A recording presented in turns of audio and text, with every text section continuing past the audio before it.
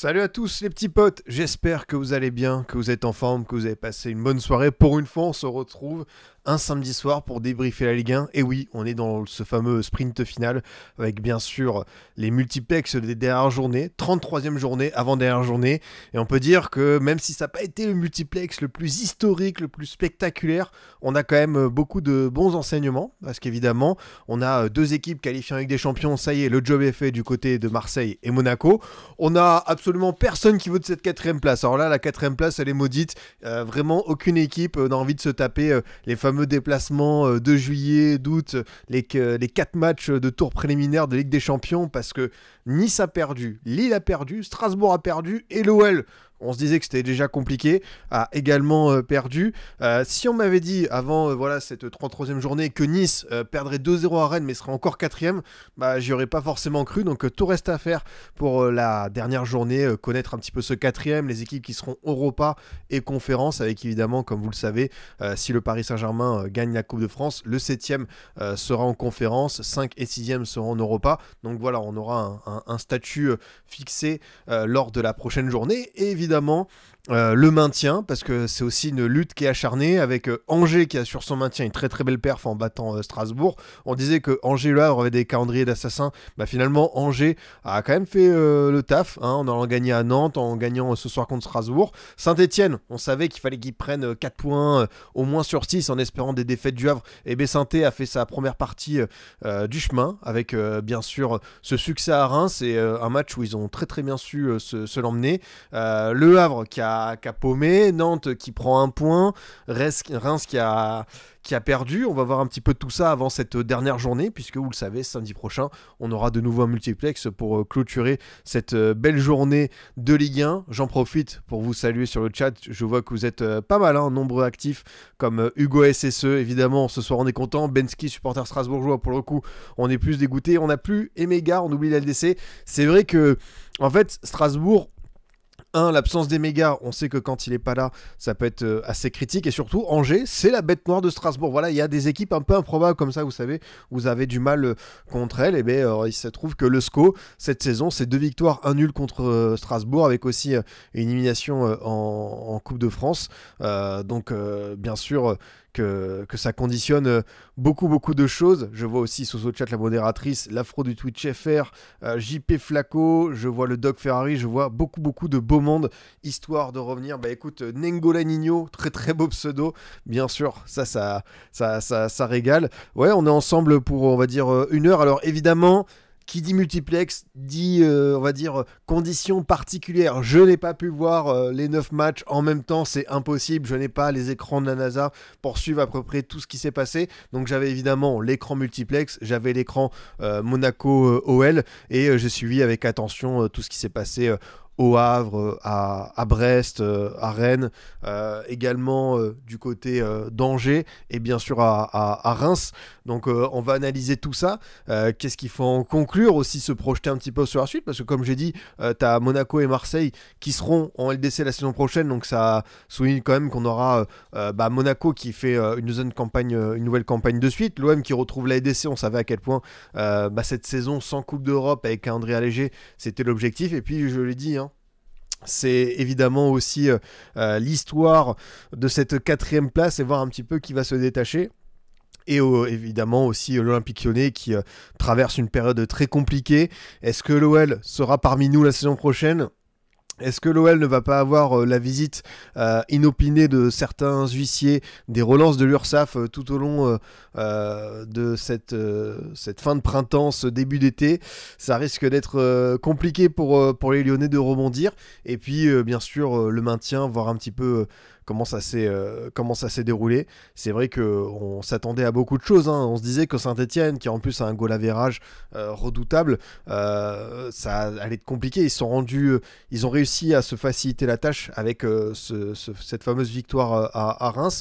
Et pour le coup, c'est bien, parce que je trouve qu'on va avoir une bonne lutte pour le maintien. On va aussi voir un petit peu barrage, Ligue 2, Ligue 1, qu'est-ce que ça peut donner, parce que vous le savez, Lorient et le Paris FC monteront la saison prochaine.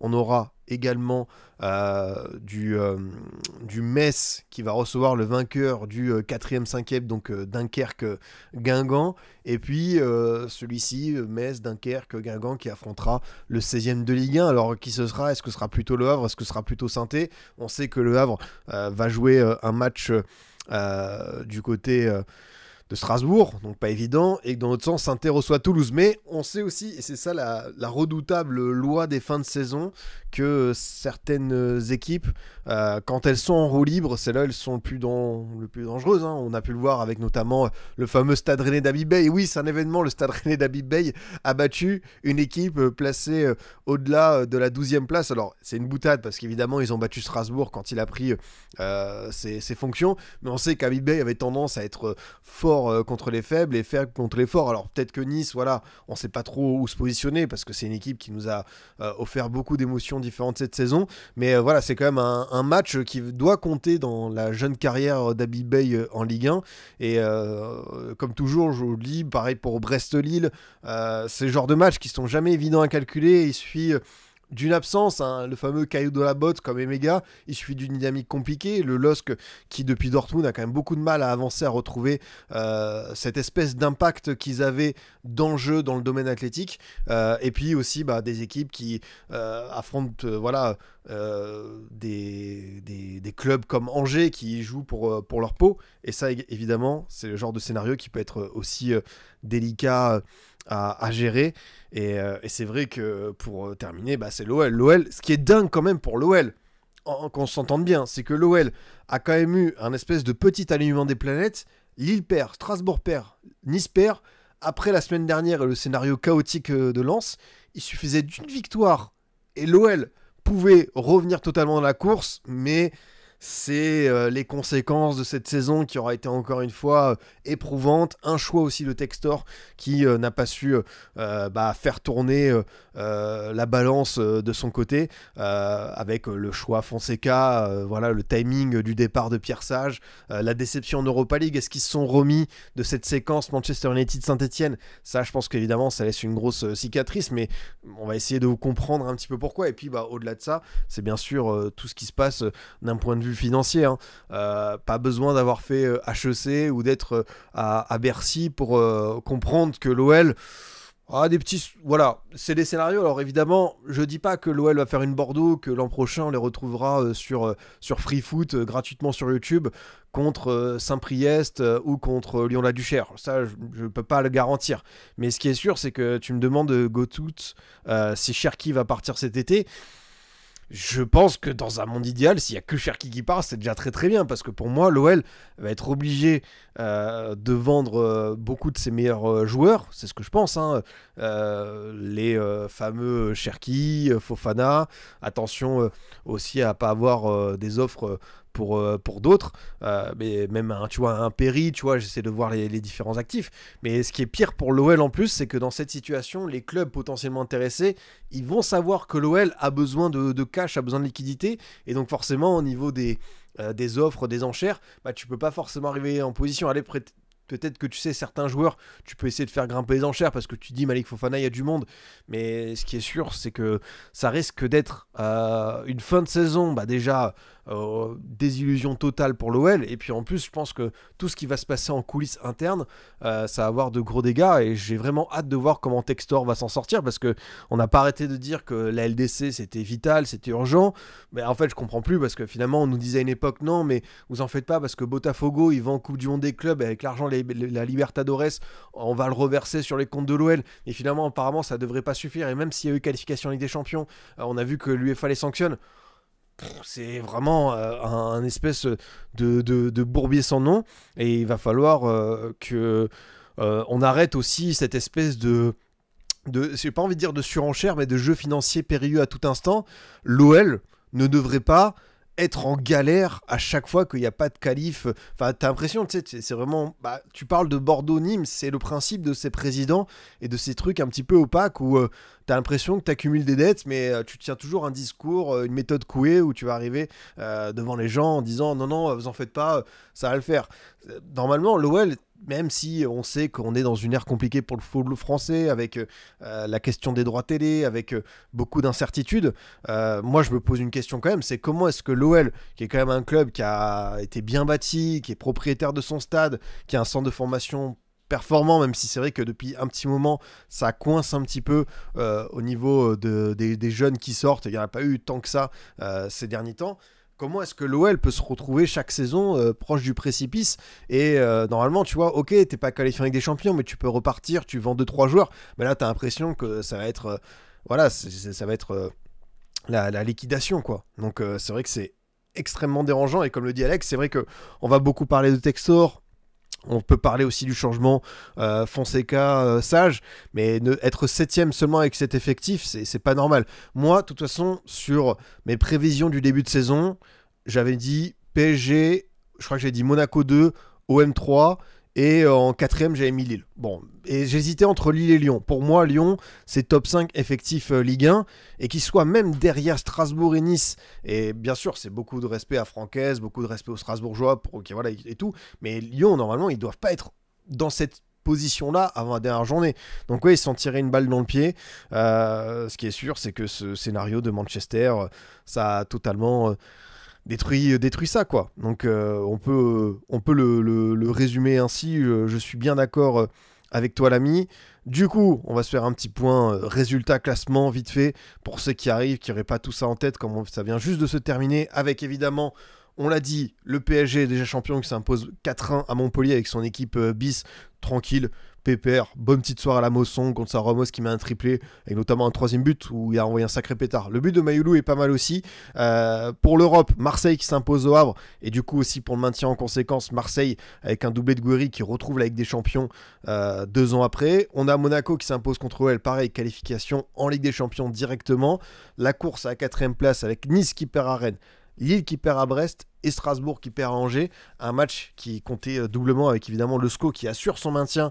On a vu l'envahissement au stade Raymond Kopa. Et puis parmi les autres rencontres qui nous intéressaient aussi, c'est évidemment ce Saint-Etienne-Reims avec un succès des Verts 2-0 du côté de Reims pour pourquoi pas espérer une finale du maintien. Le Auxerre-Nantes avec Nantes qui était quand même encore une fois en position un petit peu galère, qui va chercher Nantes qui va se sauver. On ne sait comment, mais à chaque fois c'est vraiment des roublards.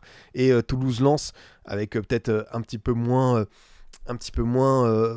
d'intérêt, mais ce qui est sûr, c'est qu'il y a quelque chose qui va nous intéresser, c'est ce petit classement.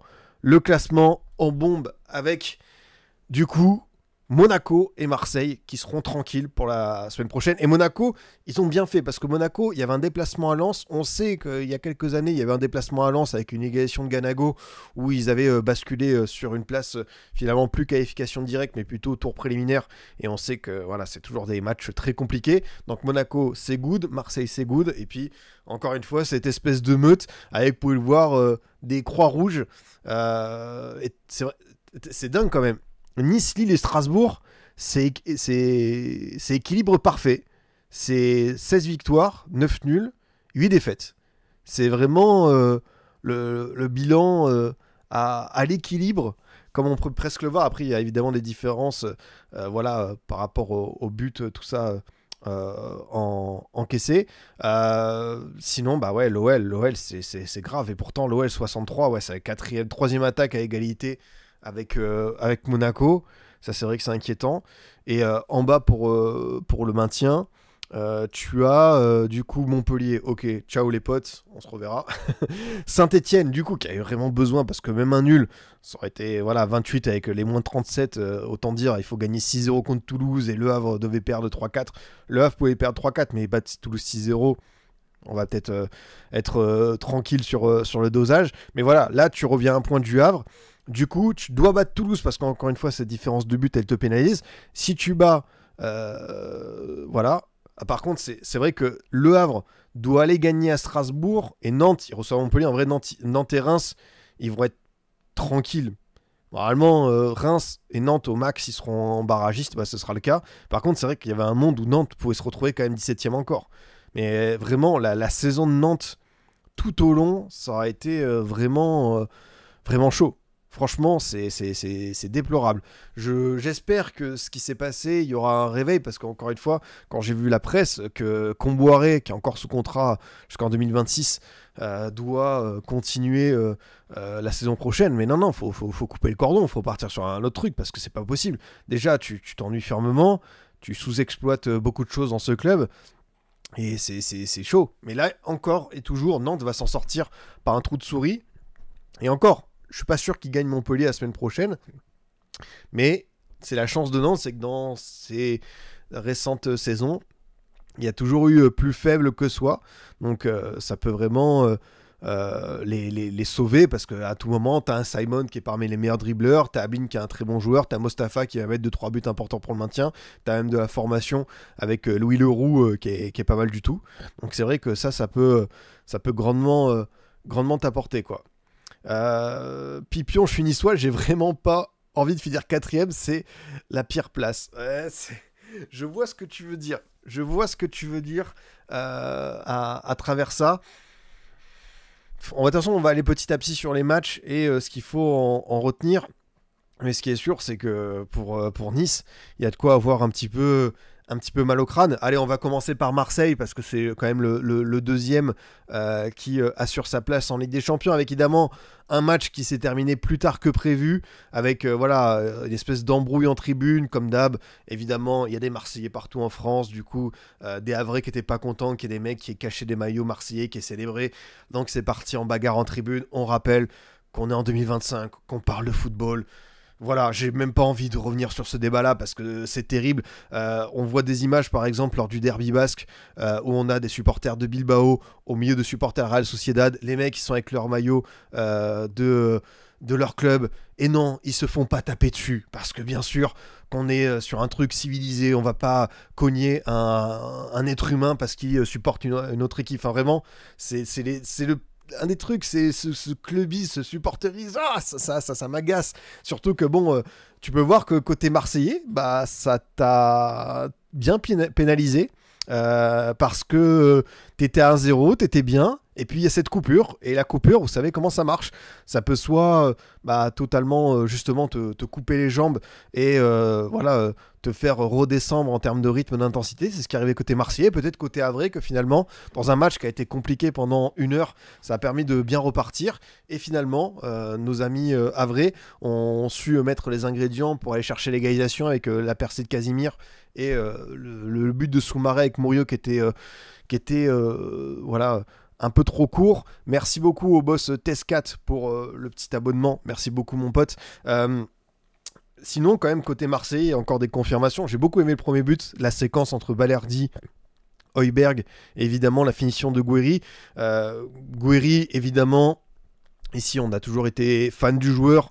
On était aussi frustré de voir que c'est quelqu'un qui à Nice et à Rennes nous a offert beaucoup de choses, mais aussi qui n'a pas été capable peut-être de répéter les saisons d'après. On sait, il y a beaucoup de gens encore qui vont nous dire attention, Guéry, la deuxième, faut pas s'enflammer, faut voir ce qui va se passer lors de la saison 2025-2026. Mais si on parle factuellement, ça reste une recrue hivernale d'exception. C'est comme Biarritz, c'est comme Barco, c'est comme Gvara. Ça te change beaucoup de choses au sein d'un club. Et lui encore plus quand on sait à quel point pour un Marseillais, un poste de numéro 9 où il y a beaucoup de joueurs qui ont fait des bonnes choses, mais il y en a beaucoup aussi qui se sont cassés les dents. C'est quelque chose de très très dur à pouvoir apprivoiser et de se mettre en condition. Et en fait, Guéry, ce qu'il a fait, c'est la meilleure chose, c'est des débuts. Tony Truant, le match notamment contre Saint-Etienne, le match à Angers, où il s'est un petit peu, je pense, facilité la tâche. Après, un bon joueur de ballon au milieu d'autres joueurs de ballon, normalement, il n'y a pas besoin non plus de chercher des formules mathématiques hyper compliquées pour deviner que ça pouvait quand même matcher. Mais après, on est quand même sur un excellent ratio. Guéry, c'est un apport qui est hyper conséquent depuis qu'il arrive. Enfin, honnêtement, moi, je le redis, c'est vrai que Biarritz, il a fait très très fort, mais là, on est quand même sur un attaquant qui a su passer à l'étape supérieure, quoi. Ouais, c'est parce que c'était 3 buts. Est-ce qu'ils ont compté? Ouais, ils n'ont pas compté, donc ça fait 13 buts cette saison, dont 10 avec l'OM en 13 matchs. et 3 passes D, c'est un super ratio de la part de Gouiri. Vraiment, c'est top. C'est sincèrement un très bon bilan. Alors évidemment, je l'ai dit, moi j'ai envie de voir ça en Ligue des Champions désormais. Je n'ai pas la garantie qu'Amine Gouiri puisse faire ça contre l'élite du football européen, mais on est tous curieux, je pense, de voir que ce garçon qui a commencé par être vraiment un joueur qu'on a senti quand il était en jeune à l'OL, quelqu'un avec une dimension supérieure. Enfin, c'est vrai que c'était pas un hasard s'il était comparé à Benzema, c'est que je pense que même si le moindre attaquant lyonnais, tu peux le comparer à Benzema par rapport à ce qui s'est passé avant, mais lui quand même tu sentais que dans le jeu et dans sa compréhension et des qualités de finition évidemment, il y avait un petit truc qui pouvait matcher et finalement pas de mauvais joueurs, que des mauvais contextes. Et c'est vrai que, comme le dit Unware Football, c'est une très grosse blessure au début, des croisés, tout ça, ça peut ralentir et une progression et un décollage vers le très haut niveau. Et au final, Gouiri, il a fallu être patient. Alors, bien sûr, là, on a envie de s'enflammer parce que ce qu'il a fait encore ce soir en termes de conclusion, d'utilisation de numéro 9, t'as juste envie d'être hyper enthousiaste. On sera encore une fois hyper attentif à ce qu'il fera l'an prochain avec des champions, à une saison pleine aussi, à l'enchaînement des matchs. Mais encore une fois, quand t'es aussi bien entouré, t'as de quoi être confiant. Enfin vraiment, c'est vrai que même au global, pour l'OM de De Zerbi, même si c'est une équipe qui a traversé des tempêtes, où il y a eu des choses qui se sont mal passées, le match aller contre Auxerre, le match retour contre Auxerre avec les polémiques d'arbitrage, les défaites à Monaco, à Lens, à la maison contre Lens avec le fameux match XXL de Mathieu Ryan, cette défaite à Reims, tout ça, ça reste quand même un effectif en Ligue 1 qui est quand même assez propre. Alors, bien sûr qu'il y a des retouches à faire parce que l'OM l'an dernier avait terminé 8ème et que tu peux toujours améliorer ça. Mais tu sais que là, je trouve quand même que tu as une bonne base pour aller en Ligue des Champions l'an prochain. Après, on sait que Longoria, Benassia, désormais, c'est du mercato très actif. Hyper curieux de voir justement qu'est-ce qui va être fait pour la LDC. Moi, ce qui me plaît encore plus, c'est que De Zerbi, normalement, il va rester. C'est que aussi, à l'OM, je pense qu'on a besoin alors c'est des choses qui sont pas évidentes du tout dans ce club-là, mais de prendre du recul, d'être patient, de laisser autant de pouvoir faire ses preuves et de pouvoir créer quelque chose. Et je pense que l'OM version De Zerbi est une équipe imparfaite. Il y a des matchs qui sont pas bien passés, il y a des séquences qui peuvent être un peu frustrantes, mais au global, quand tu vois cet effectif et certains matchs, tu te dis qu'il y a quand même un potentiel à développer et que l'OM, on a envie de voir s'ils vont enfin pouvoir aligner toutes ces planètes pour enfin nous offrir une belle saison européenne et nous offrir de nouveau un club qui bosse bien. Je pense que toutes les conditions sont réunies par rapport évidemment à, je vais pas vous faire un dessin sur l'engouement, sur l'adhésion, sur l'identité du club, mais on sait qu'il y a encore un mercato qui va être conséquent, à voir si tu vas faire le choix de maintenir ce groupe-là, parce que je pense que très sincèrement, si on parle un petit peu de mercato, qui c'est qui va bouger là dans ce 11 qui ne sera pas titulaire par exemple. Alors après, on sait qu'il y a des joueurs qui vont revenir. Par exemple, Luis Enrique, on sait qu'il va partir. Balerdi, il y a peut-être la question de son départ. Greenwood, il faut aussi régler ça. Murillo, il a fait ses preuves, mais est-ce que pour la LDC ce sera suffisant? Luis Garcia, pareil, c'est intéressant, mais est-ce que pour la LDC ce sera suffisant? Il y a beaucoup de questions à se poser, mais tu sais que tu auras une belle enveloppe, tu sais que tu as quand même un projet où tu peux faire adhérer pas mal de joueurs, à voir sur qui tu vas pour ce mercato. Mais c'est vrai que tu as de quoi... T'as de quoi faire. Oui, c'est vrai, quand on voit la défense, de toute façon, la défense de l'OM, Rouli, ce soir, il a fait que 5 clean sheets cette saison. Il en a plus de 40 buts encaissés. Donc voilà, on sait qu'on part de loin, on sait qu'il y a des ajustements à faire en cette défense. Ça part de Laporte, ça parle de Medina. Est-ce qu'il faudrait pas en prendre tous les deux si c'est possible? Parce que moi, sincèrement, je te dis, je prendrais 2-3 défenseurs. Je pense que je mets un petit peu le paquet sur ce poste parce que pour moi, il faut aller dessus. Alors Medina, ça risque d'être peut-être un petit peu à cher, mais dans le mercato idéal hors jeu, j'avais proposé Laporte comme tout le monde, j'ai vu le but gaguesque qu'il a pris en Arabie Saoudite et tout. Oui, Laporte a toujours le risque, d'une part, que le rythme par rapport au championnat saoudien, que son niveau il soit un petit peu en faiblesse totale, parce qu'il va arriver août et juste après, derrière, tu auras un mois, tu vas jouer avec des champions, donc ça peut être un peu violent le changement. Mais bon, si ça se trouve, ça peut être aussi une belle recrue. Hein. On n'a pas la vérité exacte. Dans l'autre sens, j'avais proposé aussi Juan Foyth, le défenseur argentin de Villarreal, parce qu'il lui restait qu'un an de contrat et je me disais que c'était bien un OM compatible. Bah, Wesley Fofana, c'est sexy. C'est emballant, c'est alléchant, mais là j'ai parlé de conditions physiques pour Laporte. T'es obligé d'être prudent sur Fofana. Boskagli, c'est pas mal. Boskagli, ça me plaît beaucoup. Pour moi, dans le mercato idéal, Boskagli, il peut remplir beaucoup de belles fonctions. Donc je vais sur lui également. Un autre neuf pour concurrencer Gouiri, nous dit Moa. Moi, j'irai pas sur le terme concurrencer parce que dans mon esprit, Gouiri part pour être le neuf titulaire indiscutable de l'OM. Par contre, je prends peut-être un autre neuf de complément par rapport à Mopé, qui malheureusement n'a peut-être pas... Enfin, Mopé en Ligue 1, pourquoi pas, mais tu sais que si en Ligue des Champions, tu as besoin, ça va être compliqué. Donc, il faut que tu trouves un neuf qui accepte d'être dans la rotation, mais qui a aussi le niveau LDC. C'est compliqué. Hein. Là, pour le coup, ça va être une belle équation à résoudre, mais ça va être un mercato hyper intéressant côté marseillais, quoi. Donc à voir. Jimmy Vardy. Jimmy Vardy, on va laisser le vieux père se reposer, aller faire tranquillement ses cocktails Skittles, Red Bull du côté de la MLS. Je pense que ça peut le faire. Devant, faut des ailiers, ça manque vraiment de vrais déséquilibres. Justement, le dernier joueur de mon mercato idéal côté Marseille, c'était Dylan Bakwa. En tant que Bordelais, ça me ferait mal de le voir débarquer à l'OM, mais dans ce rôle-là, je pense sincèrement que l'OM, s'ils doivent mettre le paquet sur un joueur, c'est plutôt lui. Et je pense que Bakwa, il peut faire du bien. Danjuma, dans la rotation, ouais. Mais pareil, Danjuma, ça fait un petit moment qu'il a un peu disparu des radars. Je crois qu'il était à Gérone ou quoi. Enfin, Danjuma, j'ai peur que aussi, tu vois, soit...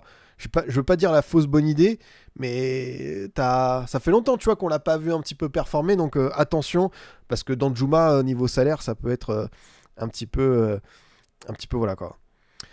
Faut penser finance. Déjà, leur président va encore lâcher des millions dessus. Oui, je pense l'OM aura une enveloppe Ligue des Champions conséquente. L'OM va encore recruter. Dis-toi qu'ils ont fait un mercato quand même niveau masse salariale, sans LDC, où ils ont pris du Rabiot, du Højbjerg, du Greenwood, du Gouiri, du Rouli, tout ça. Benacer aussi. Donc s'ils ont pu faire ça sans être européens, je pense qu'ils auront la surface financière pour aller chercher de bons petits joueurs. Ça, je n'en doute pas. On verra ce que ça donnera pour ce mercato et cette dernière journée contre Rennes. Côté Havre, malheureusement, je l'ai dit, équipe qui aura fait une seconde partie de saison vaillante. Attention évidemment à ce dernier match à Strasbourg et à pas être le dindon de la farce avec cette dernière place pour la relégation, hormis Montpellier. Mais c'est vrai que si Saint-Étienne fait le taf, le Havre qui en plus...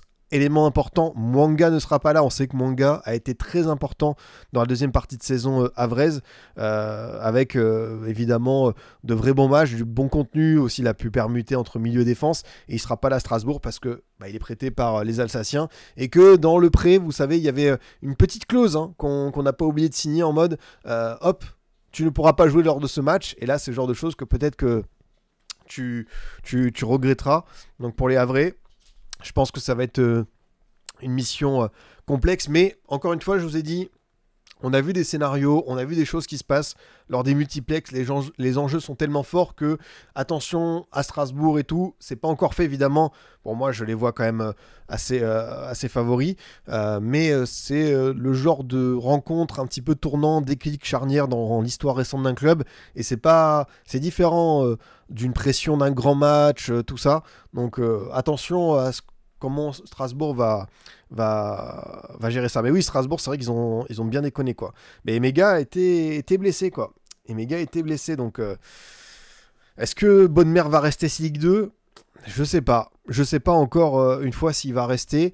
Lui, il avait l'air de dire que quoi qu'il arrive, le projet était là pour un bon petit moment. Bonnemer reste Ligue 2. Hop, on va avoir la réponse. Avec sa prolongation jusqu'en 2027. Tu vois. Lui, il a prolongé jusqu'en 2027, mais c'était en 2024. Donc lui, il a plutôt envie, tu vois, de justement d'aller loin, loin, loin, quoi. Mais ce qui est sûr, c'est que pour le Havre, on sait que financièrement, c'était compliqué, qu'ils ont essayé avec du mercato, d'ajustement. Tu vois, c'était pas loin avec Balo Touré, Manga, Diawara, Hassan Kouka devant. Franchement, le Havre, sur la première partie de saison, ils étaient presque comme Montpellier. Donc, ils ont vraiment bien performé sur cette seconde partie de saison. D'ailleurs, je crois qu'ils sont parmi les 5 meilleures attaques. Donc, vous imaginez quand même, pour une équipe qui risque de terminer 17ème, c'est quand même très très propre d'avoir été dans cette lutte-là. C'est juste que sur la première partie de saison, je pense qu'ils vont avoir des regrets là-dessus, quoi. Du coup, on va aller sur un autre match, les potes, parce que bien sûr, il y a beaucoup de choses à voir avec évidemment ce fameux match entre Monaco et l'Olympique Lyonnais qui a tourné à l'avantage des Monégasques qui se sont imposés 2-0 avec de leur côté une qualification en Ligue des Champions assurée. Ça va leur permettre de retrouver la campagne européenne. Alors on a été frustrés parce que Benfica, on a senti qu'il y avait la place. Ça c'est pas joué à grand chose, si ce n'est des erreurs individuelles grossières en défense. Et c'est dommage parce qu'on a vu que offensivement ils avaient le potentiel pour aller les chercher. Et voilà, j'espère qu'ils auront appris de leurs erreurs et que l'an prochain Monaco sera en mesure d'aller au moins en 8ème. Je pense qu'ils peuvent le faire, mais là il faudra pareil, j'ai parlé de Mercato.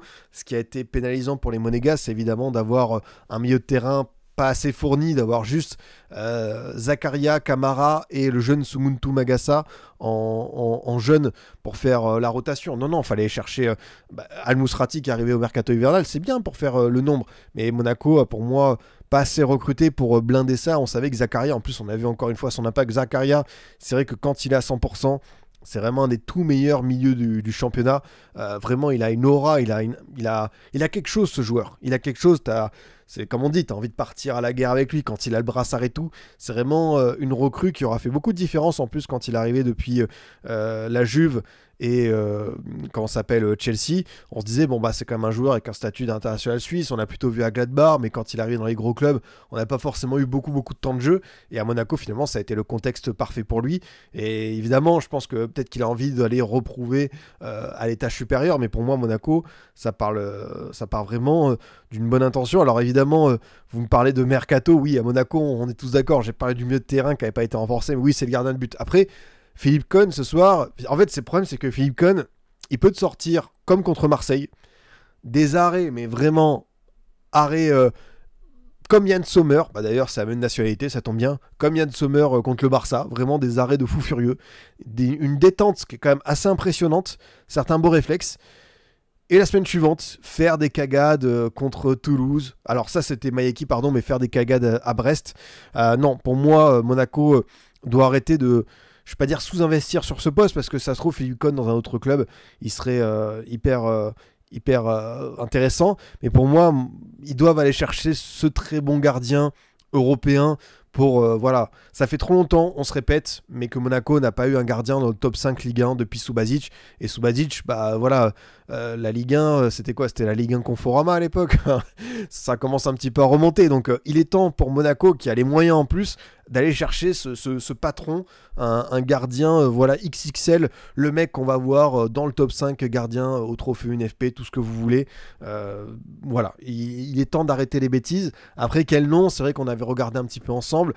Il y avait De Réa qui sort une belle saison à la Fio, mais est-ce que niveau salaire, niveau âge, je sais pas, c'est qu'il ne faut pas faire. Et oui, comme tu le dis, en plus, c'est vrai que Subasic, il avait aussi ses mauvaises périodes, mais c'est quand même le gardien du titre, et il avait aussi son bon petit niveau, mais c'est vrai que Monaco doit aller chercher une pointure à ce poste, on est tous d'accord. Ce qui est bien pour Monaco, c'est que tu gagnes sans que Biret marque.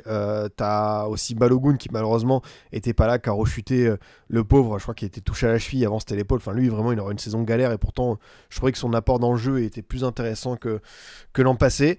Minamino qui marque également, Mbolo qui en rate quelques-unes, Singo qui a été très très bon. J'ai trouvé, encore une fois je redis, c'est Monaco-Lyon, c'est vraiment le match que j'avais en focus, parce que il m'intéressait beaucoup. Encore plus, on se dit que normalement, si Lyon avait battu Lens, ça aurait été une vraie finale pour la LDC. Mais là, on a bien senti que ce qui s'est passé contre Lens, ça a eu un espèce d'impact vraiment dur. Du coup, tu restes sur ton prono de début de saison sur Monaco. Alors honnêtement, j'ai bien envie de savoir ce que j'ai dit sur Monaco, parce que moi, Monaco, prono du début de saison, j'ai mis dans le top 3 Ligue 1. Après, mon prono Monaco, celui où j'ai déconné, j'ai dit Brel Mbolo, équipe type. Mais ce qui est bien, c'est que j'ai pas précisé quelle équipe type. Donc ça se trouve, je peux trouver peut-être l'équipe type des joueurs suisses de la saison. Peut-être qu'il sera dedans, non? Tu disais deuxième aussi. Je crois que j'avais dit deuxième, ouais. Mais en fait, ce qui était important, c'était qualification directe entre Monaco et Marseille, tu vois. Mais c'est vrai que je les mettais devant l'OM. Voilà. Après, y a plus grave. Il y a plus grave dans la vie. En plus, Southampton relégué, donc niveau prix, ça doit aller pour Ramsdale. Alors Ramsdale, c'est vrai que c'est un gros salaire. C'est quelqu'un qui a pris beaucoup de buts, mais Ramsdale, niveau Arsenal, c'est bien. Après, on sait que Ramsdale, il a fini par être mis sur le banc par Arsenal au profit de Raya, parce qu'Arteta préférait un gardien avec le fameux très bon jeu au pied du foot moderne. Mais c'est vrai que on se dit que ça pourrait être une belle recrue. Mais c'est vrai que quand tu sors d'une saison galère avec Southampton, que tu as pris énormément de buts, attention à ce que moralement, tu vois, tu sois pas un petit peu au fond du trou. Mais l'idée, elle pourrait être exploitée. Non, ce Monaco-là, je pense que parmi, j'ai parlé des renforts, c'est vrai que Minamino, Akliouche, normalement, il devrait partir. Donc ça aussi, tu vas devoir le remplacer. Il y a peut-être aussi Ben Seguir qui a annoncé notamment sur les tablettes du Bayer Leverkusen. Bah voilà, Onidju qui est connecté avec moi. Il faut aussi renouveler la ligne de milieu offensif parce que Akliouche va partir, Golovin doit partir, Ben Seguir n'y est pas. Ouais, ça va être quelque chose d'assez costaud, quoi. Donc voilà, c'est chaud dans ce sens. C'est vrai que Golovin aussi, c'est un petit peu la fin d'une aventure. Ouais, tu vas devoir pas mal recruter. Intéressant de voir sur quel profil ils vont aller, quel prospect, à voir ce que ça peut donner. C'est vrai que tu as Vanderson aussi, tu as Caio Henrique qui était déjà annoncé le mercato hivernal dernier. C'est vrai que pour une fois, on pourra avoir un Monaco qui bouge énormément.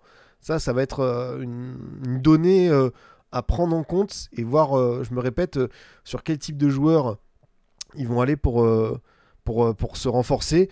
Après, je peux comprendre que certains joueurs bougent par rapport à l'évolution de leur carrière, tout ça, mais c'est vrai que là, on va avoir peut-être une bonne colonne vertébrale qui va bouger. Ça parle de Boskagli, Fofana de Lyon et KOD. Bah, Fofana de Lyon, si tu peux aller le récupérer, évidemment, c'est un super joueur. D'ailleurs, j'ai parlé lyonnais, j'ai vu le message de notre ami GBC Parzouin qui nous dit c'est quelle équipe la plus forte de N112, je suis lyonnais. Bah écoute, il y a Fleury et le Stade Briochin qui ont fait très fort. Nous, c'était le Stade Briochin dans notre poule. Encore une fois, amis lyonnais, les avantages de la Nationale 112, c'est que l'abonnement TV est gratuit. Nous, les matchs étaient diffusés sur YouTube, banco. On allait juste sur Free Foot. On était bien, voilà. Et la place au stade, c'était 7 à 10 euros. Donc pareil, niveau financier, on s'y retrouve bien. Je peux comprendre que le foot m'a anéanti cette saison. C'est vrai que côté lyonnais, tu dois tellement avoir mal au crâne. C'est vrai que la saison, ça a été un enfer. Juste, on va terminer sur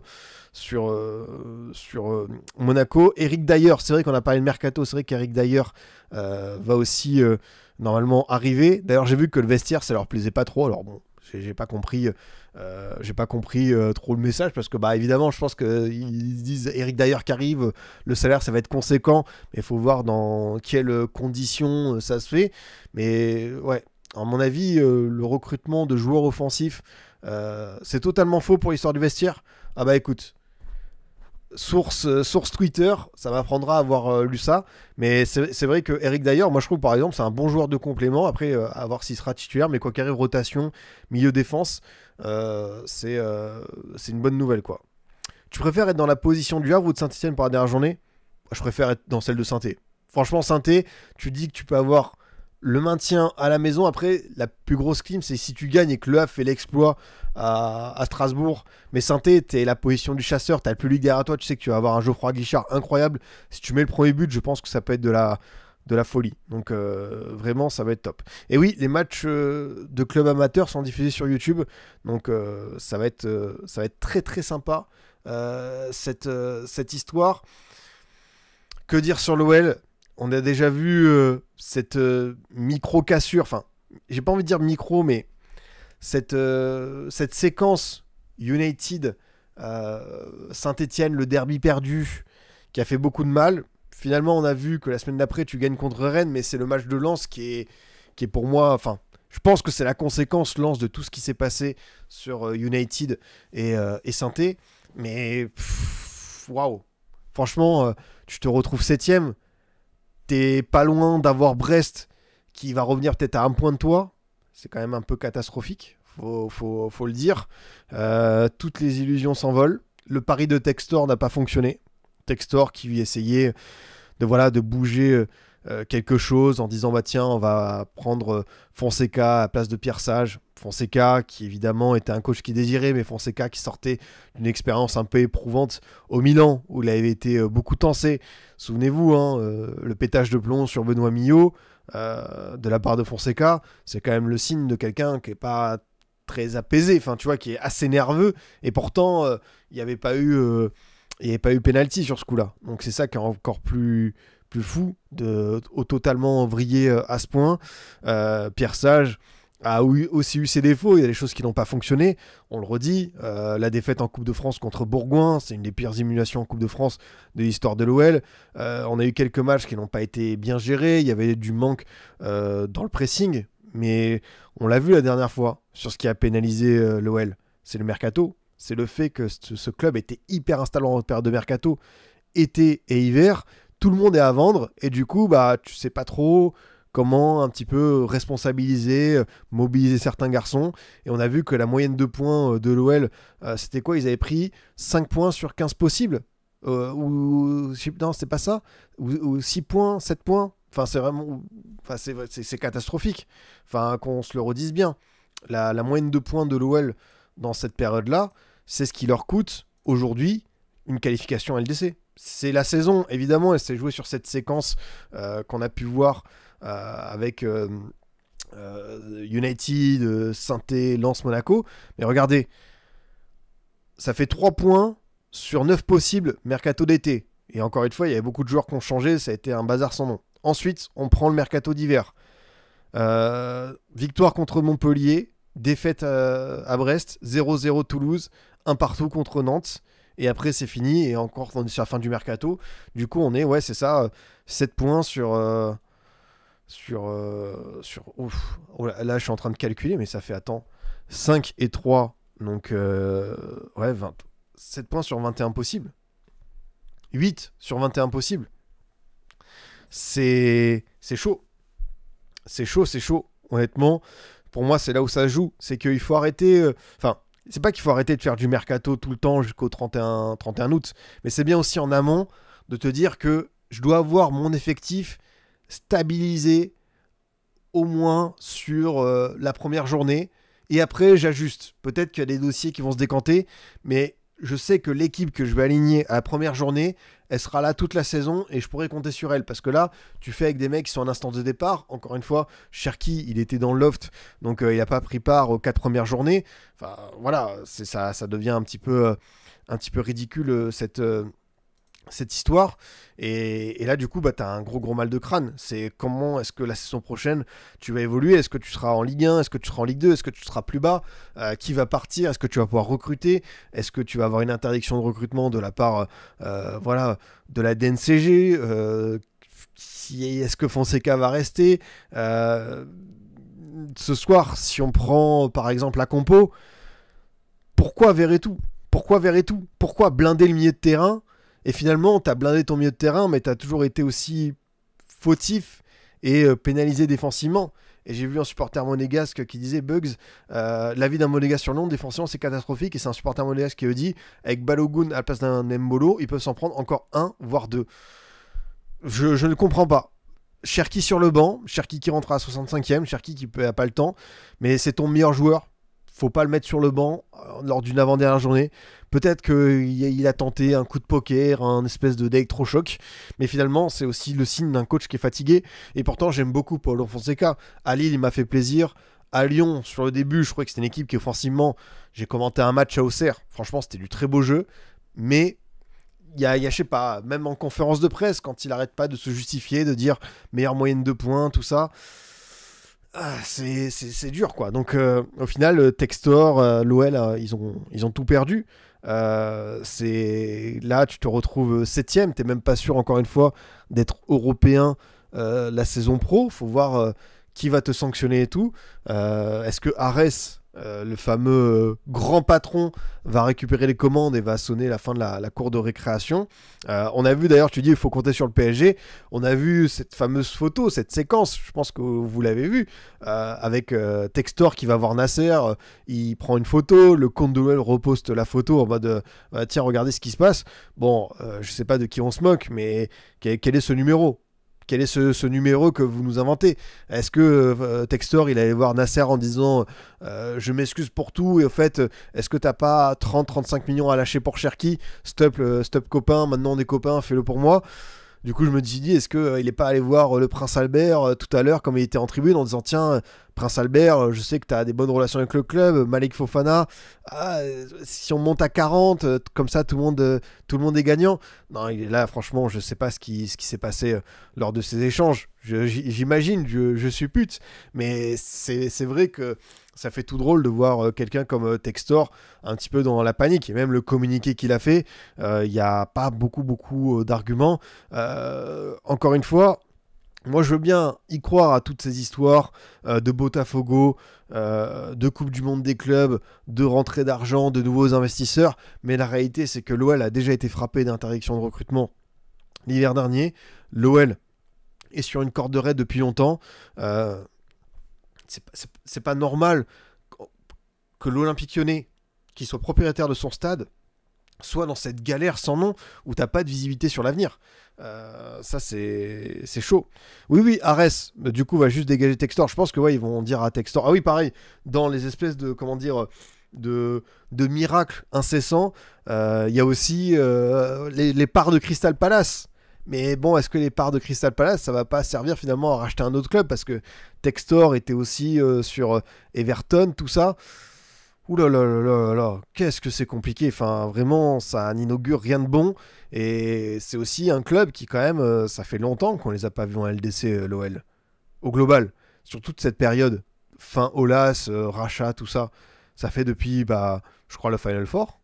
Le Final 8 de Lisbonne. C'est-à-dire que l'une des dernières images qu'on a, c'est ce trio Aouar, Guimarães, Cacré, qui tape City.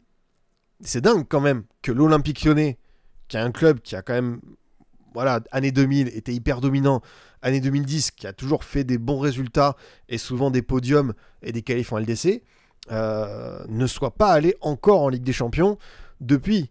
Et pourtant, on en a vu des clubs malades, des clubs qui sont passés à la trappe. Ça aussi, c'est une anomalie de voir l'OL aussi loin de ses ambitions-là. La faute à qui, encore une fois, je pense qu'on pourra toujours trouver des choses sur les entraîneurs, la gestion de la présidence, également les joueurs et tout. Mais sincèrement, l'OL, c'est plus que flippant. Donc force aux supporters, parce que, bah, encore une fois, ceux qui vont trinquer, alors évidemment, il y a aussi les salariés, tout ça, les personnes dans les locaux, mais c'est les supporters aussi qui sont les premiers, voilà, à monter au créneau au front.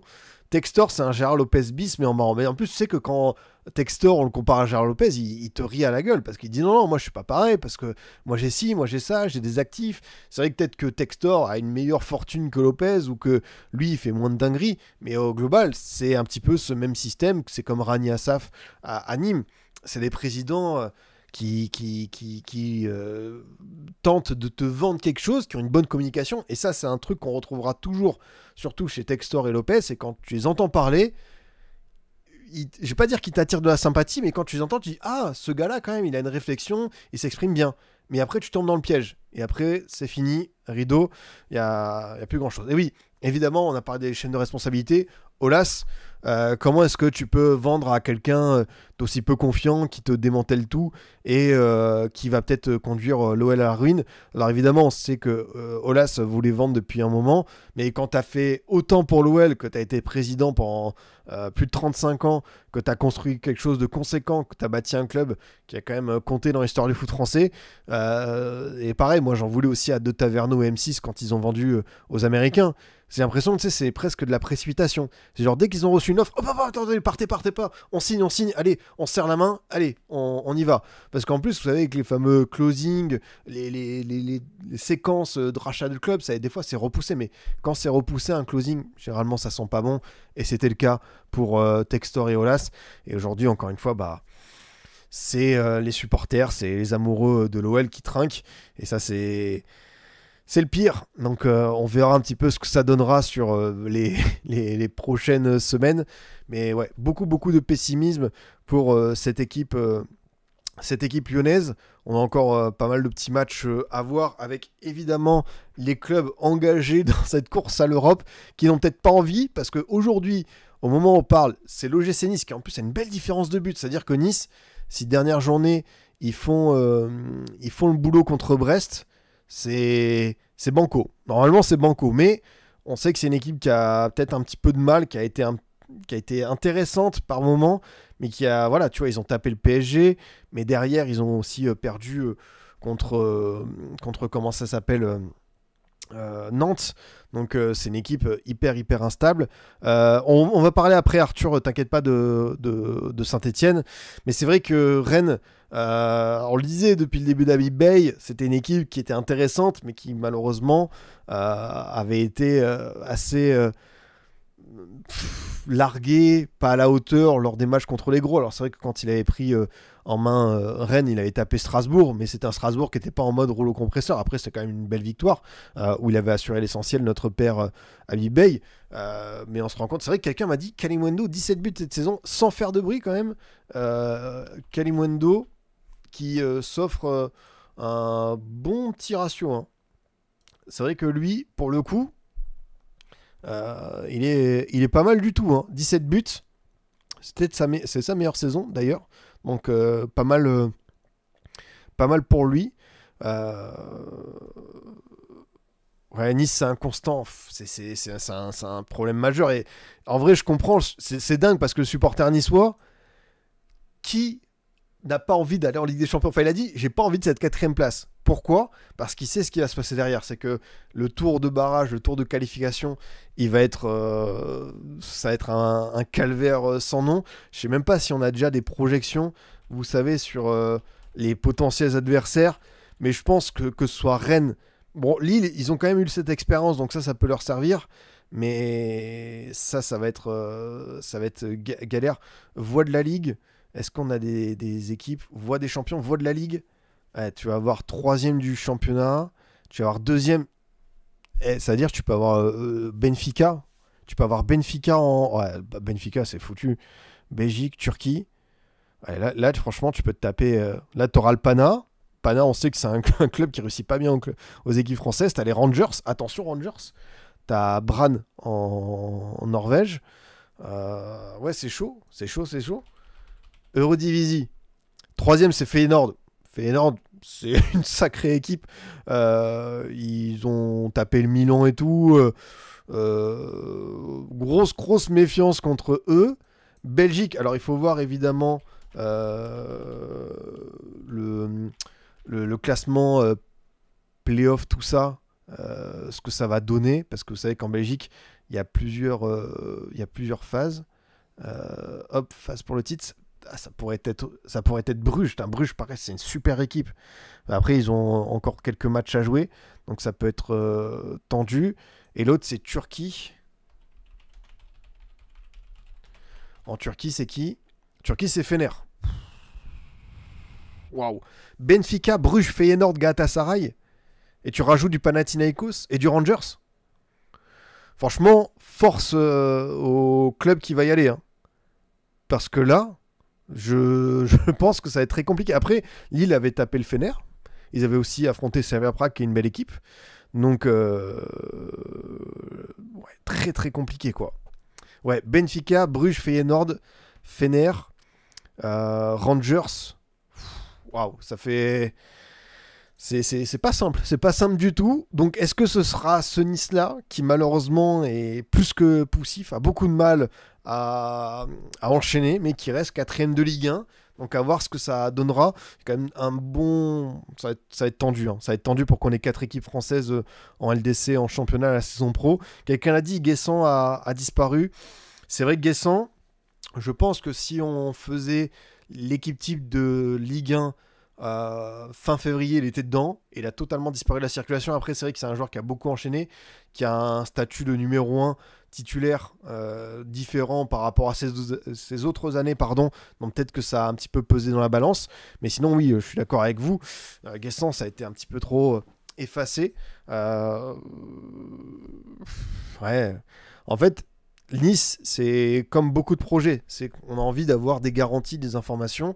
On sait que notre ami Radcliffe a très clairement indiqué que c'était un petit peu, enfin pas qu'il s'en foutait, mais presque la Ligue 1, ça l'intéressait pas et tout, qu'il est full concentré sur United. Ah oui, bonne question de Gauthiac. Si Paris gagne la NDC, la quatrième place est qualificative. Non, malheureusement, la victoire potentielle du PSG en Ligue des Champions n'offre pas de place directe. Pour le coup, la place serait donnée à une équipe bien classée au COEF UEFA. Et on avait vu ça en live la dernière fois. C'est Bodo Glimt, les Norvégiens, qui récupéraient ce ticket pour la LDC. Donc ça aurait été bien, peut-être pour une équipe française, de ne pas passer par ces tours de barrage. Mais ce ne sera pas le cas. Il faudra se taper les matchs fin juillet contre les Rangers et les bons petits Écossais. Donc, waouh, franchement, ça va pas être, ça va pas être du gâteau. Du gâteau, tout ça. Après, à voir comment Nice va réagir la semaine pro. Moi, je dis, c'est un club qui a un potentiel intéressant de développement. Il y a des joueurs qui me parlent en termes de développement. Je pense que tu as à la fois une colonne vertébrale qui est pas mal, avec notamment Boulka, Dante, Ndaye Chimier, Klaus, par exemple. Tu as des jeunes qui sont plus ou moins jeunes, qui ont plus ou moins d'expérience en Ligue 1, mais tu vois, Bombito, Boudaoui, Bouanani, même Guessant qui reste au global un jeune joueur. Ça me parle pas mal. Mais est-ce que c'est une histoire de niveau? Est-ce que c'est une histoire de continuité? Pourtant, moi, je suis persuadé que Franquès est un très bon coach de Ligue 1. Et il a été peut-être un peu pénalisé par une infirmerie. Notamment, regardez Morgan Sanson, depuis qu'il est revenu. Ça a quand même été un élément fort. On lui a fait une erreur de diagnostic médical. Donc, à voir. Moi, Nice, c'est pas que j'ai plus envie de comprendre, c'est que des fois j'ai envie de m'enthousiasmer parce que je trouve que ça bosse bien en termes de staff et de joueurs, et des fois je trouve que c'est une équipe qui passe totalement à côté de la plaque. On a parlé de Ligue 1, mais évidemment vous savez ce qui s'est passé en Europa League pour eux cette saison.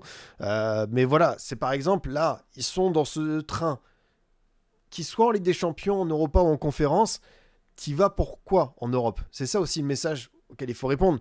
Qu'est-ce que tu as envie de faire en Europe? Est-ce que tu as envie d'offrir une épopée? Parce que si c'est pour lâcher l'affaire dès la 5e journée, une défaite 6-0 contre le Victoria Pilsen, bah, j'ai pas envie de dire laisse ta place aux autres. Mais à quoi bon jouer ces places en Europe pour finalement ne pas faire grand-chose?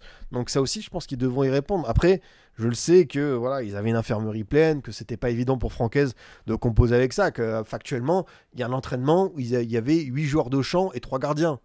C'est pas évident de travailler dans ces conditions-là. Petite question, Scipion, quelles sont les principales différences entre la 2e et la 3e place? C'est juste du cash, c'est juste financier. Tu gagnes un peu plus si t'es 2e. Donc voilà, c'est ça la différence, majeure entre être dauphin et être 3e. Donc voilà, Nice qui va affronter Brest. Ah oui, c'est vrai, trophée des champions.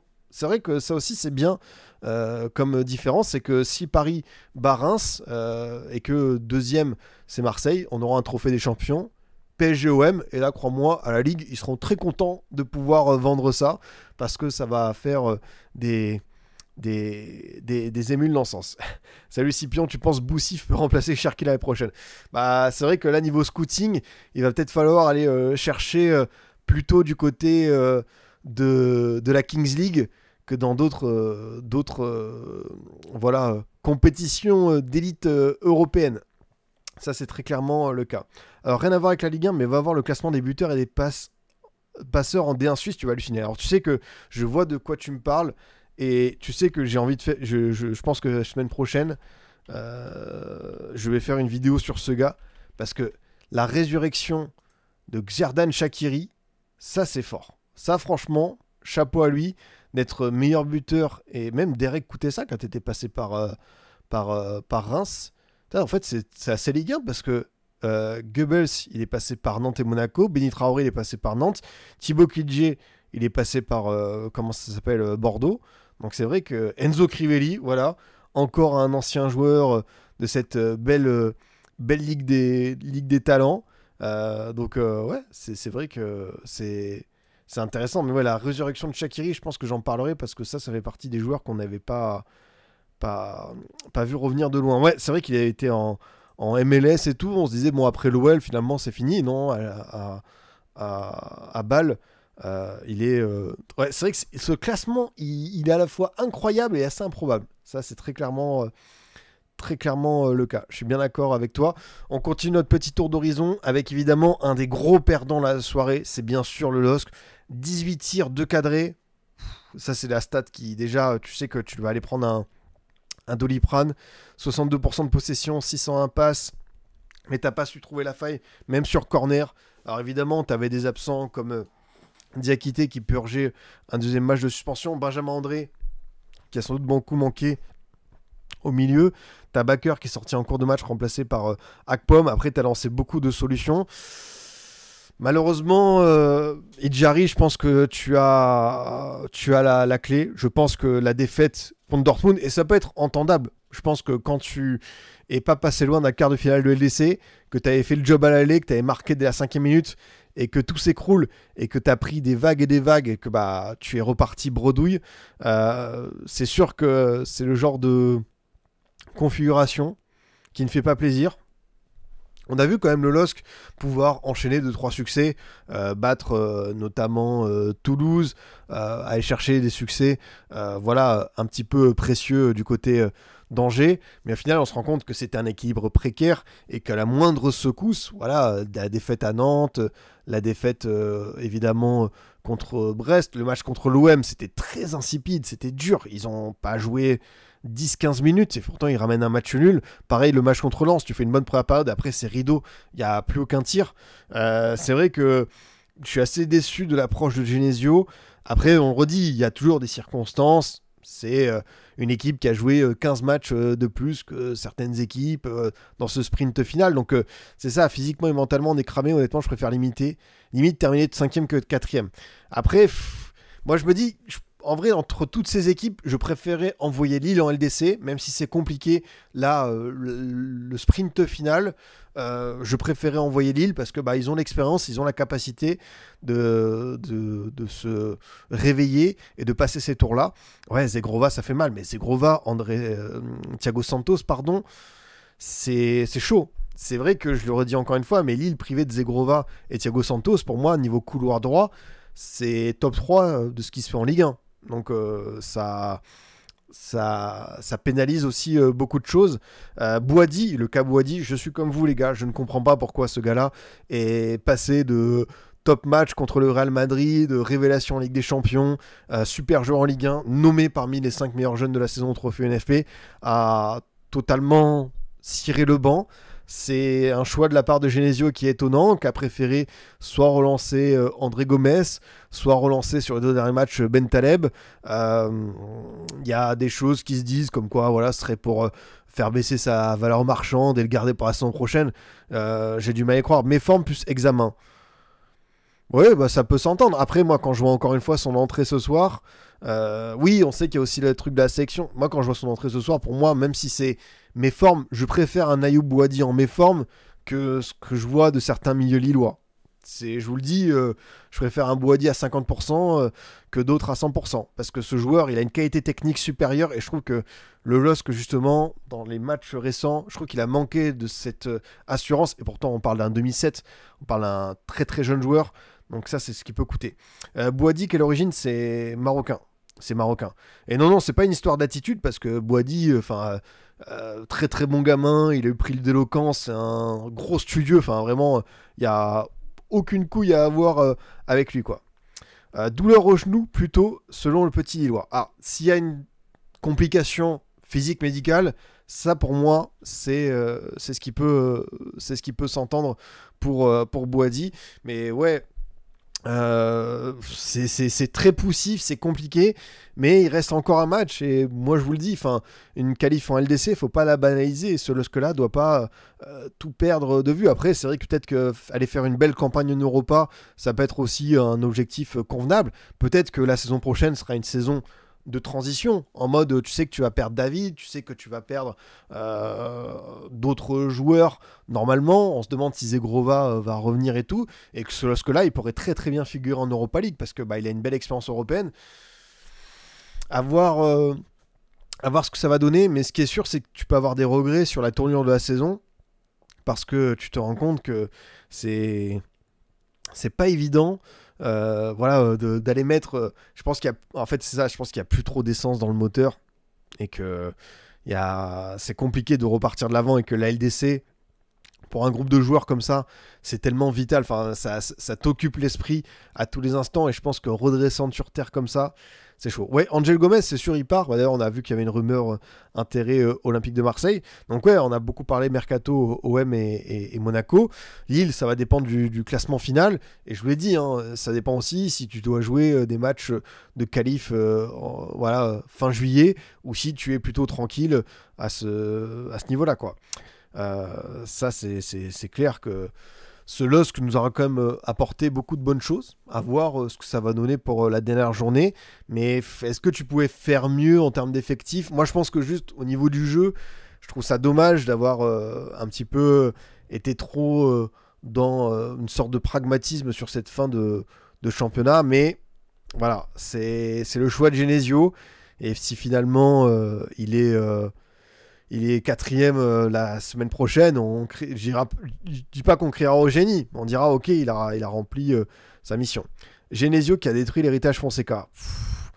Je sais pas si on peut dire qu'il a détruit l'héritage Fonseca, parce que c'est fort. Il y a quand même eu un parcours qui a marqué en Ligue des Champions. Il y a une frustration. Il y a une équipe qui a été, je trouve, extrêmement habile sur l'enchaînement calendrier, qui a quand même fait 21 matchs de suite sans défaite.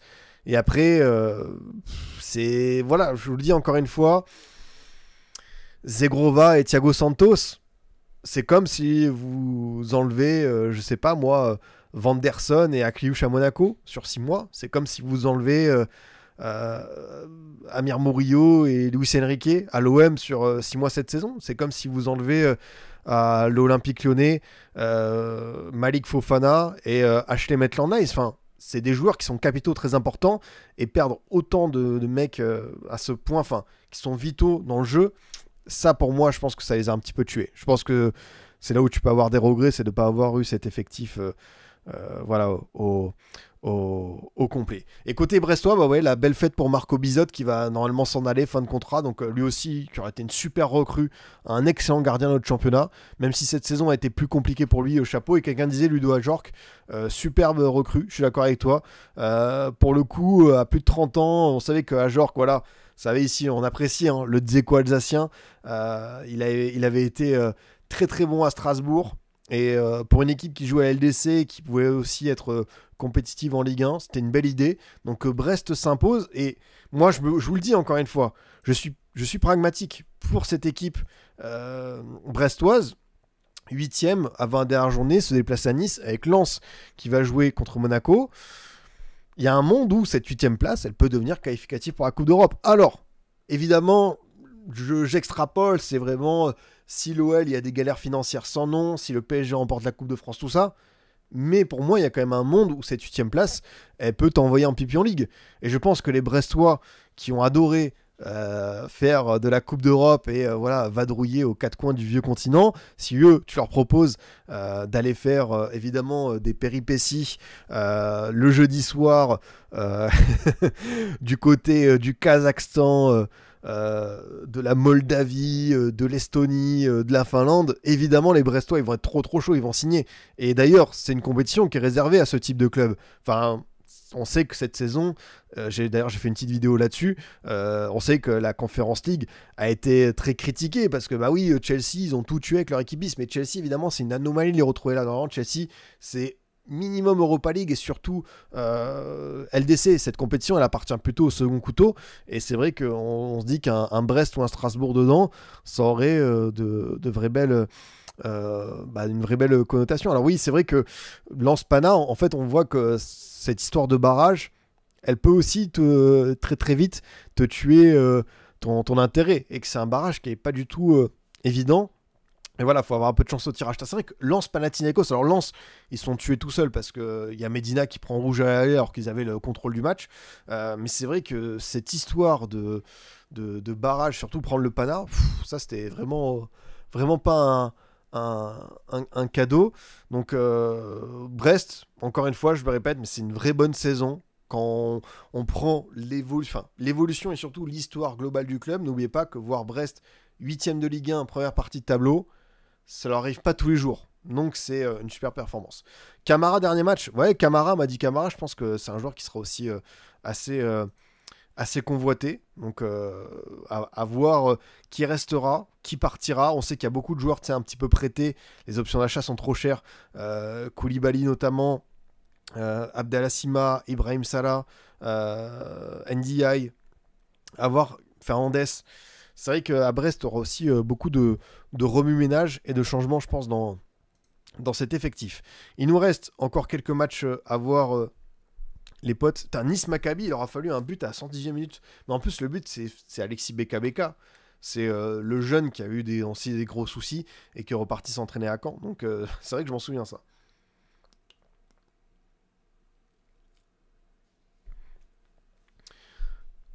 On y va pour ce petit Angers-Strasbourg, les amis, avec bien sûr... Ouf. Oh, la feuille de stats, elle fait... Angers en mode Inter de Milan. Je ne pensais pas comparer Angers et l'Inter un jour, mais 5 tirs, 2 cadrés, 2 buts, très très propre, 28% de possession, et ça suffit au bonheur des Angevins, avec encore une fois un doublé d'Esteban Le Paul, 8 buts en 2025, 9 buts au total pour lui en Ligue 1 cette saison. Je l'ai dit sur Twitter, mais très très belle trajectoire. Un gars qui a été recruté pour 150 000 euros du côté d'Épinal. Épinal qui est d'ailleurs un club national qui forme des bons attaquants, avec notamment Jean-Philippe Crasso qui est aussi passé par là. Donc voilà, c'est aussi un message. En national, il y a des très gros talents. Donc on peut bien sûr valoriser ce type de joueur et ne pas oublier qu'aller scouter dans ces divisions inférieures, ça peut te rapporter gros. Et un Le Paul qui te met 9 buts, 9 buts c'est quoi? C'est un maintien. Donc c'est aussi sur ce genre de détails que ça rapporte. Évidemment, grosse force à Angers. On l'a dit la semaine dernière, qui avec un effectif qui est pas le plus beau, qui est souvent limité à certains postes, qui envoie pas du rêve, mais qui va chercher son maintien avec encore une fois Marius Kourkoul, Ousmane Camara, qui ont peu joué cette saison, même Belkidim qui s'est révélé un peu plus en seconde partie de saison, Abdelli. Après, c'est ça qui a été bien pour Angers, c'est d'avoir toujours une colonne vertébrale. Fofana, Lefort, Hanin, Abdelli et Le Paul devant. T'avais ces 5 joueurs qui ont quand même été garant d'un certain succès, stabilité. Alors évidemment, Angers a déçu des fois dans le jeu. Angers n'a pas été une équipe tout le temps spectaculaire, mais par rapport au matériel de base, chapeau à du jeu qui a réussi à maintenir cette équipe, parce que pour moi, je pensais que ça allait être vraiment, je vais pas dire l'aller-retour, mais presque. Moi, je me disais que cette équipe-là, ça va être tendu. Ça va être tendu pour eux. Finalement, ils ont tenu cet objectif. À voir comment ils vont se stabiliser, essayer de les chercher, parce que en vrai, la Ligue 1 de la saison prochaine, avec Lorient qui arrive, Lorient qui a gardé un effectif Ligue 1 et qui a un très bel effectif, même sans Croupi Junior, je pense que ça va faire mal. Le Paris FC, évidemment, vous savez, le changement de dimension, ce qui va arriver comme investissement, avoir vainqueur du barrage, mais je pense que le maintien l'an prochain, ça va être assez rude. Il y a des équipes qui ne viendront pas pour faire de la figuration. Et puis, dans l'autre sens, côté strasbourgeois, on l'a dit, sans Monsieur Emega, c'est compliqué. C'est très compliqué la vie sans Emmanuel Emega. Parce que dès qu'il n'est pas là, même si c'est un attaquant qui a toujours un ratio d'occasion manquée qui est conséquent, c'est quand même un mec qui, sans lui, Strasbourg va peut-être rater le LDC. C'est ouf, mais des fois, des qualifs, ça se joue sur ce genre de détails. Emega n'a pas été là au cœur de l'automne. T'as une victoire contre Nantes, ensuite t'as défaite à Saint-Étienne, défaite contre Monaco, contre Nice, contre Brest. Voilà. Emega n'est pas là. Emega, c'est seulement 3 défaites quand il est là. Et t'as un match contre le PSG. C'est quand même assez fou. Et voilà, t'as ce match contre Angers. Donc c'était vraiment le talisman. Et dans l'apport offensif, ça s'est aussi senti, je trouve, que Strasbourg manquait d'un pur neuf. C'est pour ça d'ailleurs que Rosseignor a relancé Sekou Mara à la pause en sortant Diego Moreira, parce que je pense qu'il voulait avoir vraiment cette pointe fixe pour avoir évidemment un neuf capable d'occuper les défenseurs, de contrôler certains ballons, de jouer en pivot en remise, et puis surtout avoir un joueur vraiment fixé dans la surface, parce que c'est vrai que le plan ce soir, avec soit le maréchal, soit Amo et Meyo qui permutaient, finalement ça n'a pas fonctionné. Pourtant c'est l'équipe qui a roulé sur tout le monde, mais c'est aussi la petite preuve que Strasbourg a une certaine marche et qu'il y a des joueurs, quand tu les enlèves, c'est plus tout à fait la même équipe. Et on a pu le voir avec Emega. Après, c'est ce qu'on a dit sur Lille avec Zegrova, tout ça. C'est vrai que c'est des joueurs qui sont tellement importants que ça peut te changer la donne. Mais le but de Bakwa, encore une fois, la différence qu'il fait, même s'il y a un compte favorable, il est assez bien aidé. Emega, il a une petite blessure. Je ne sais plus de quel ordre c'est, mais il avait une petite blessure. Et c'est vrai que ce Strasbourg-là, évidemment, ça aurait été fou de les voir en Ligue des Champions. C'est pas fini d'ailleurs. Hein. Je parle au passé, mais ils ont encore un match à faire. Si tu dois prendre un attaquant entre Emega, Ablin et Guessant, ouf, ça c'est chaud. Allez, je vais faire participer le chat. Tu prends qui entre? Après, on va voir parce qu'évidemment, il y a des joueurs qui sont pas dans la forme de leur vie comme Guessant, donc peut-être qu'il va pas être favorisé. Moi, celui qui me paraît le plus apte à aller très très haut au niveau, c'est Emega. Parce que Emega, il y a quand même, encore une fois, je répète, beaucoup d'occasions manquées. Et le jour où ce gars-là va réussir dans la finition à gommer ça, et en plus, je trouve que c'est un attaquant assez complet. Mais c'est vrai que Guessant, il avait été très fort sur ces 6 mois. Abin, il a beaucoup de qualité. C'est pas évident en vrai comme dilemme. Ah, Stassin. Ah, j'aurais pu mettre Stassin dans la boucle. C'est vrai. C'est vrai que ça se rejoint un petit peu dans cette catégorie d'attaquants. Mais ouais, voilà, pour Strasbourg, et quelqu'un le dit, attention, Strasbourg, les derniers matchs, t'es un peu limite dans le contenu. T'as même la victoire contre le PSG, même si c'est, on va dire, mérité dans un certain sens, t'as aussi souffert contre l'équipe bis du PSG, je t'en ai remis à Petrovic. Après, je t'en ai remis à Petrovic parce que Petrovic est vraiment le gardien de cette deuxième partie de saison, quoi. Pour le sondage, c'est vraiment le profil. On va pas parler de la forme actuelle parce que sinon, évidemment, ça va desservir un Guessant. Mais c'est vraiment le profil qui vous parle le plus. Donc, ouais, on a vu que Strasbourg a eu beaucoup de matchs, qui ont été tournés dans leur sens. La victoire contre Lyon, avec bien sûr le scénario qu'on a pu voir avec cette mi-temps qui avait été très compliquée ou très poussive, où ils n'avaient pas trop touché le ballon, et finalement Lyon avait manqué le coche à beaucoup de reprises, notamment la barre de Nikotadze. Au final, ça a fait victoire strasbourgeoise 4-2 en enflammant totalement le coup, quoi. Tu penses que Lyon peut faire top 4? Je pense que faut... Alors ça voudrait dire que Nice perd contre Brest, que Lille perd à la maison contre Reims, que Strasbourg perd à la maison contre Le Havre et que Lyon batte Angers. Après ce qu'on a vu, mais est-ce que le 4e, le 5e et le 6e vont perdre 2 matchs de suite dans un sprint final? Je pense que, je sais pas si dans l'histoire du foot c'est déjà arrivé. Donc mon gars, soit tu te prépares à vivre encore une fois des soirées européennes jeudi soir, soit tu prépares l'abonnement pour beIN Sport et le Multiligue 2. C'est 2 options pour l'OL. Il n'y a pas d'autre choix, je pense. Donc après, Strasbourg, c'est aussi la limite d'une équipe qui est en phase de développement, de construction, de jeunesse, mais c'est aussi une superbe saison. Faut pas oublier qu'ils sont partis du ventre mou pour être quasi la meilleure équipe de la seconde partie de saison. Je pense qu'avec la victoire de ce soir, le PSG est repassé devant. Et du coup, ça t'offre cette bonne option de jouer la Coupe d'Europe. Et moi, je trouve que pour ce Strasbourg-là, jouer l'Europa, la conférence, c'est aussi une très très bonne nouvelle. Évidemment, tu te prends tu te prends au jeu en disant, franchement, si on pouvait jouer à LDC avec ce groupe de jeunes, ce serait fou. Mais à voir encore une fois les investissements qui vont être faits. Où sera André Santos, où sera Petrovic, où sera Sarr, où sera aussi Kendry Paez.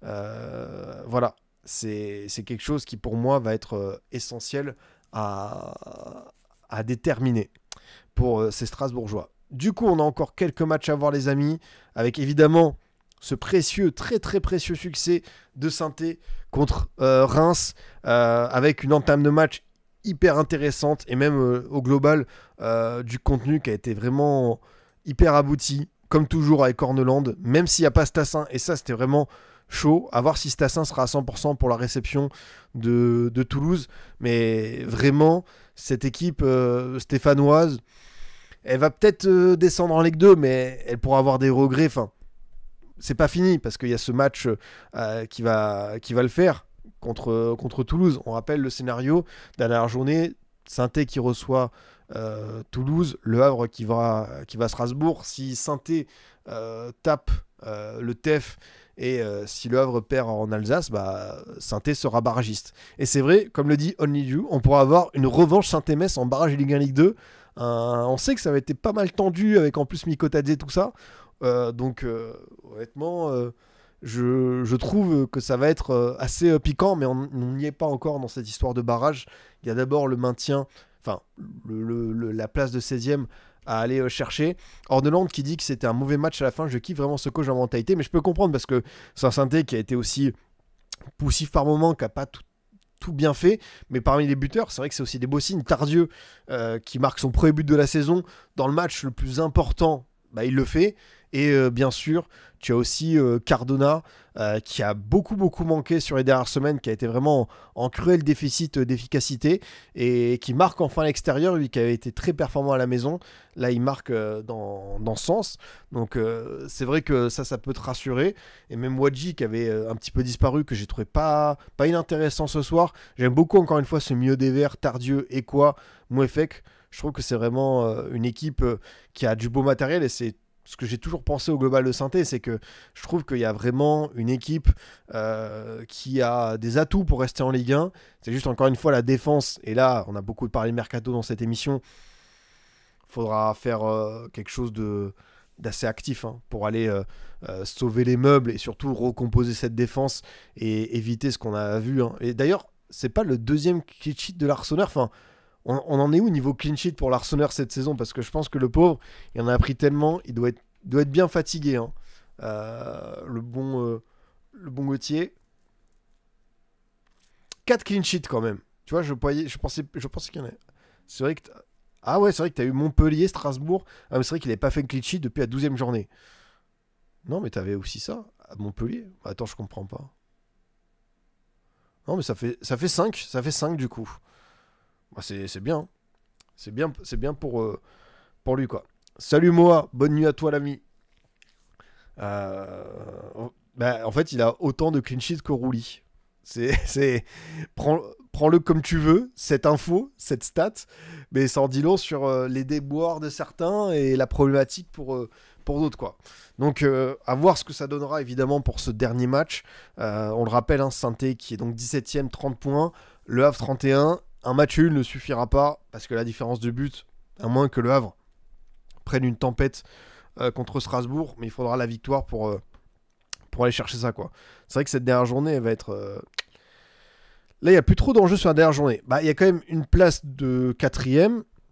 Il y a l'ordre aussi Europa Conférence, et il y a maintien plus barrage. Donc, en vrai, on a connu des multiplex plus fous, mais... Je trouve que c'est quand même intéressant de prendre ça en compte. Et oui, l'enjeu aussi de garder Stassin, parce que Stassin, c'est le genre de joueur, je pense pas qu'on le verra en Ligue 2. Et j'imagine que pour les supporters des Verts, avoir un tel attaquant, on aimerait bien capitaliser sur lui, le garder une année de plus et construire avec. Je pense que ça pourrait être pas mal du tout. Du coup, parmi les autres matchs, alors évidemment, le PSG avec une équipe, très chill, très chill, parce que le banc, t'avais Yoram Zag, Noam Kamara, Guevara, t'avais João Neves pour encadrer les petits jeunes, Njantou, Slama. D'ailleurs, lui, je crois que c'est 2007. Ouais, c'est très très jeune. T'as vraiment des joueurs. T'as fait du 2008, Wassim Slama, c'est dingue. Noam Camara, 2007. Mais c'est bien, je trouve, de la part de Luis Enrique, justement, en plus avec Axel Tapp, qui enchaîne une deuxième titularisation de suite. Donc ça, je trouve que c'est vraiment une bonne initiative. Ibrahim Mbaye qui enchaîne aussi, lui, qui est en 2008. Et le but de Seny Mayulu qui est magnifique. Vraiment un pétard comme on aime. Gonzalo Ramos aussi. Alors, c'est contre Montpellier.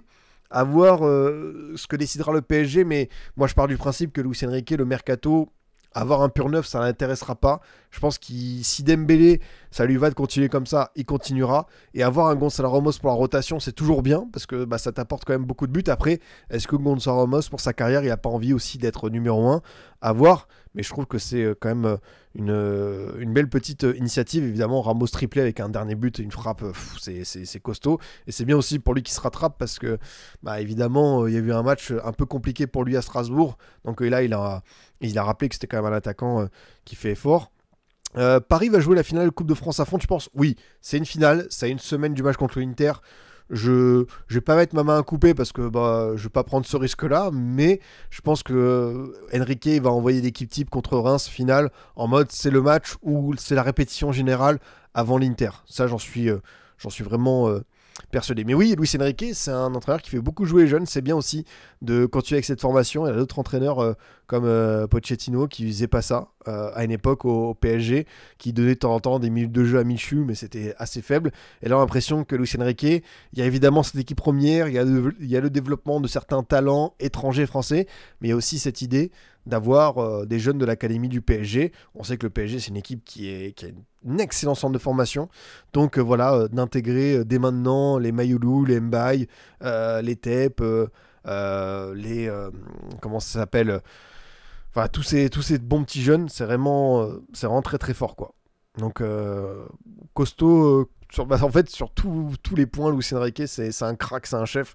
Je pense que vous l'avez vu d'ailleurs la conférence de presse où voilà, il s'écrit en français avec le journaliste qui lui dit voilà, merci, on a désolé de vous avoir un petit peu bousculé par certains moments, mais on a pu comprendre que vous étiez quelqu'un voilà de très bien, très compétent. Et Luis Enrique, moi je vous le dis au global, j'ai pas envie de dire j'ai fait le mec, j'ai eu raison, parce que j'imaginais pas que ce projet parisien marche aussi bien là, comme ça, au bout de la deuxième année et la première sans Mbappé. Par contre, moi je me disais, si on laisse le temps au PSG de se développer sur 2-3 ans, ça va devenir une des meilleures équipes d'Europe. Et là, par contre, l'avoir réussi à, paf, en quelques mois tout changer, c'est très très fort, quoi. S'il win la LDC avec Paris, meilleur coach du PSG, bien sûr, tous les jours. Bah oui, oui. Pour moi, il est déjà pas loin, parce qu'il a quand même fait progresser, et surtout c'est l'équipe qui sait tout faire, elle sait très bien attaquer, elle sait très bien jouer en transition, elle sait désormais un peu plus souffrir, défendre, il y a une identité, enfin tout le monde défend, c'est une équipe, c'est tellement complet. Mais pour moi, s'il gagne la LDC, c'est le meilleur coach ever du PSG, bien sûr. Ah oui, là il n'y a pas trop de doute. Il n'y a pas trop de doute là-dessus. Et j'aime beaucoup la vanne, justement. Quelqu'un qui dit Montpellier aussi, on fait entrer les jeunes, Cazerie et Savanier. Oui, Cazerie et Savanier qui font leurs adieux à la Mosson, peut-être. C'est vrai que Papus Camara, depuis qu'il est arrivé, c'est dur. Ils ont fait 0-0 contre Reims, c'est vrai. Mais au global, en fait, leur dernière victoire, c'est contre Monaco, janvier. Et après, c'est 1, 2, 3, 4, 5, 6, 7, 8... 9, 10, 11, 12, 13, 14 défaites, 1 nul. Waouh. Il y en a eu des défaites qui font mal au crâne, mais là, enfin des séries, c'est chaud. C'est vraiment très très chaud pour les Montpellierins, mais bon.